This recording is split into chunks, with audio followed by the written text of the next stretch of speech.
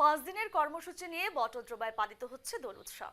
আজ বটদ্রবা থানে পুজো করবেন মুখ্যমন্ত্রী ডক্টর হিমন্ত বিশ্ব শর্মা।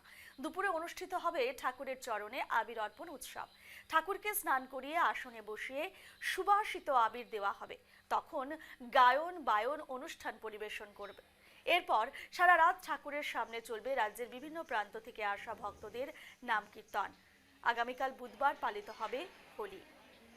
আজ দোল পূর্ণিমা এবং আজকের এই বিশেষ দিনে বটদ্রবা থানে পুজো করবেন মুখ্যমন্ত্রী ডক্টর হিমন্ত বিশ্ব শর্মা।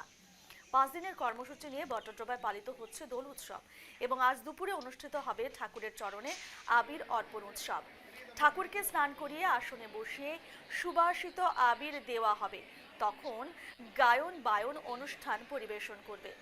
এরপর সারা রাত ঠাকুরের সামনে চলবে রাজ্যের বিভিন্ন প্রান্ত থেকে আসা ভক্তদের নাম কীর্তন। আগামীকাল বুধবার পালিত হবে হোলি।